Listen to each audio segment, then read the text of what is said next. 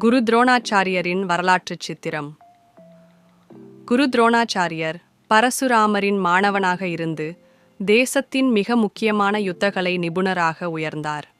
பரசுராமரிடமிருந்து யுத்த தந்திரம் கற்றுக்கொண்ட துரோணர் தனது வாழ்க்கை பரம்பரைக்கு அர்ப்பணித்தார். துரோணரின் வாழ்க்கை திருபதன் மூலம் சிதறி தன் குடும்பத்தை பாதுகாக்க ஒரு வழியை தேடினார். பல சோதனைகளின் பின்னர் அவர் பாண்டவர் மற்றும் கௌரவர்களின் ஆசிரியராக தேர்வு செய்யப்பட்டார். குருகுலத்தில் அவர் மாணவர்களுக்கு தனித்துவமான பயிற்சிகளை வழங்கினார். அர்ஜுனனின் தனடவம் மற்றும் அம்புக்கலைகளை மேம்படுத்த அவர் தனியாக உழைத்தார். இதனால் அர்ஜுனன் அவரின் மிகவும் பிரியமான சீடராக ஆனார்.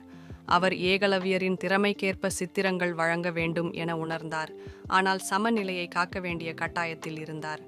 துரோணரின் மகன் அஸ்வத்தாமா தந்தையின் வழியில் சென்று திறமையான யோத்தராக உருவானார்.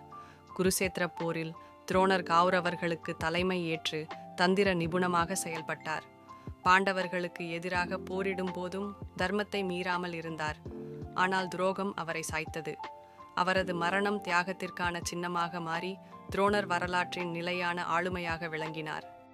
முருகப்பெருமானை நம்பினால் சேனலை லைக் செய்யவும், உங்கள் எண்ணங்களை கமெண்ட் செய்யவும், வீடியோவை பகிரவும் மற்றும் சேனலுக்கு குழு சேரவும்.